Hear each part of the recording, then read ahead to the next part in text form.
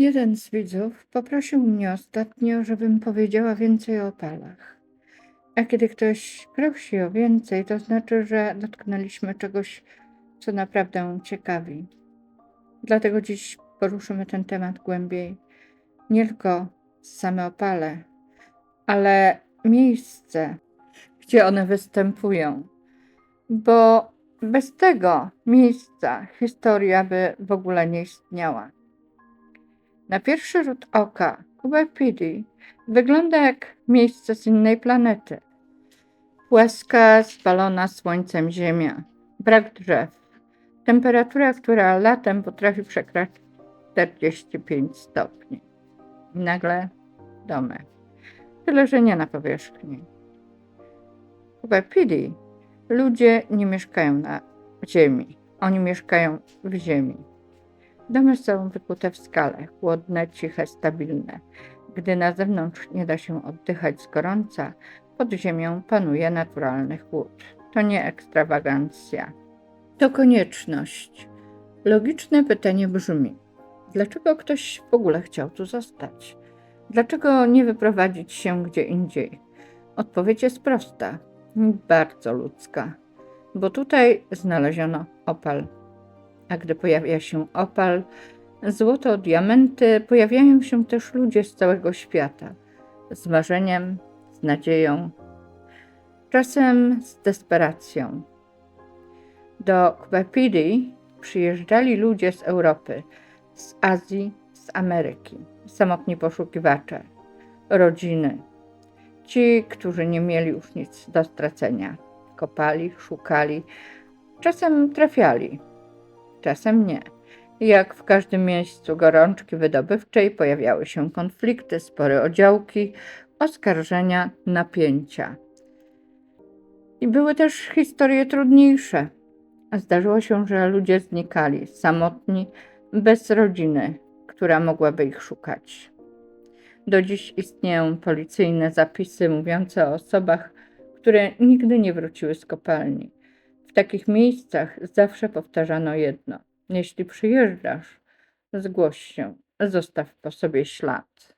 Tam, gdzie są napięcia, samotność i ciężka praca pod ziemią, pojawiają się też opowieści.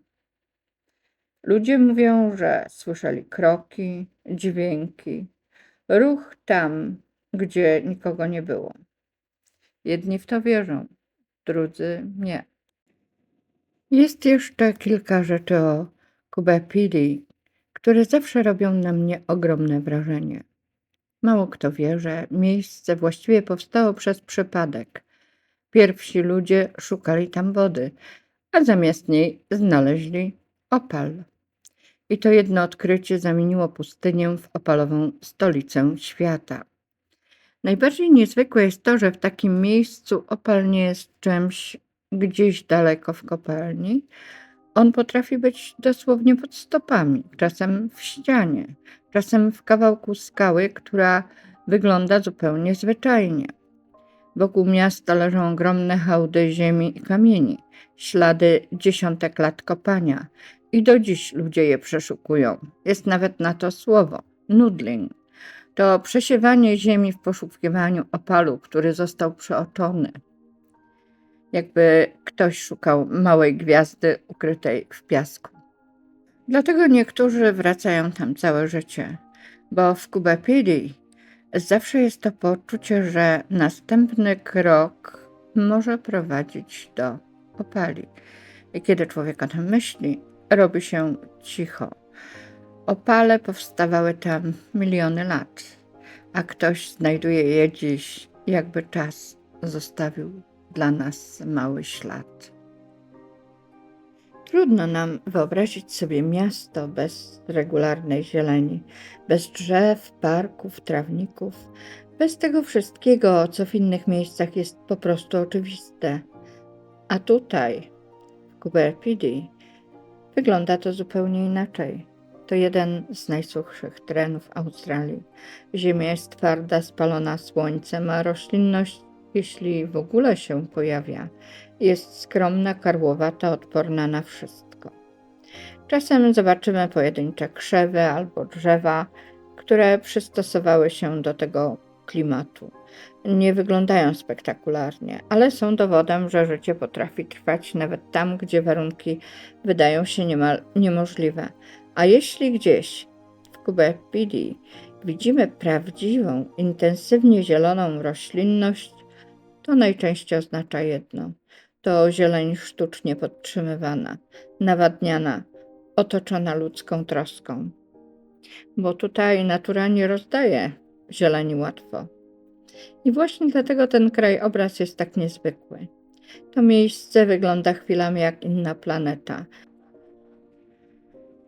Właśnie dlatego Quebec PD tak często pojawia się w filmach. Ta pustynia, te hałdy, ta cisza są jak gotowa scenografia do historii z przyszłości. Kręcono tu filmy, w których świat wyglądał jak po wielkiej zmianie. Jakby człowiek znalazł się nagle gdzieś daleko, na Marsie, na końcu świata, w innym czasie. Bo Quebec PD naprawdę ma coś w sobie z innej planety. Jest teraz zadać najważniejsze pytanie. Po co ludzie przyjeżdżają tutaj na koniec świata? Jak wygląda to, co wykopują, czyli opal? I wiecie, co jest w tym wszystkim najbardziej niezwykłe? Że opal nie jest po prostu kamieniem. On jest zbudowany z wody. Tak, naprawdę. Opal to krzemionka, która kiedyś była płynna. To jakby skała nauczyła się przechowywać deszcz sprzed milionów lat. I teraz coś, co zawsze robi na mnie wrażenie. W opalu jest zwykle od kilku do nawet 20% wody. Kiedy trzymasz go w dłoni, trzymasz jakby fragment pradawnej planety. Ale jest jeszcze coś. Ten słynny ogień opalu, te kolory, które się poruszają, to nie farba, to fizyka światła. W środku są mikroskopijne kuleczki krzemionki, ułożone jak idealna mozaika. Światło wpada między nie i rozszczepia się na barwy. To znaczy, że opal jest tak naturalny, pryzmat stworzony przez czas. Dlatego dwa opale nigdy nie są takie same. Każdy jest historią osobną. Czasem opal rodzi się w pustce skały tak powoli, że potrzebuje milionów lat, żeby w ogóle zaistnieć. A czasem jest tak delikatny, że jeśli wyschnie zbyt szybko, może pęknąć, jakby był żywą pamięcią. I może dlatego ludzie od zawsze czuli, że opal to coś więcej niż ozdoba. To kamień, który wygląda tak, jakby zamykał w sobie wszechświat. Australijskie opale są jak małe galaktyki zaklęte w ziemi. I kiedy górnicy schodzą pod ziemię po ten jeden błysk, to tak naprawdę szukają nie tylko minerału, szukają światła, które czekało tam od milionów lat, aż je ktoś odnajdzie. I w tym miejscu pozwólcie, że podzielę się z wami wiadomością tak niezwykłą, że naprawdę muszę ją powiedzieć. Otóż naukowcy odkryli na Marsie krzemionkę opalową. Oczywiście nie błyszczy ona tymi kolorami co australijskie opale, ale jest to wiadomość ogromnie ważna, bo opalowa krzemionka powstaje tylko tam, gdzie była kiedyś woda. A więc nawet na Marsie opal staje się cichym śladem dawnego życia planety. I wtedy jeszcze bardziej rozumiemy, czym są opale Australii, pamięcią wody, światła i czasu, zamknięte w kamieniu. I zanim się pożegnamy, chcę powiedzieć coś ważnego. Wszystkie obrazy, które widzieliście w tym filmie, zostały stworzone przez sztuczną inteligencję.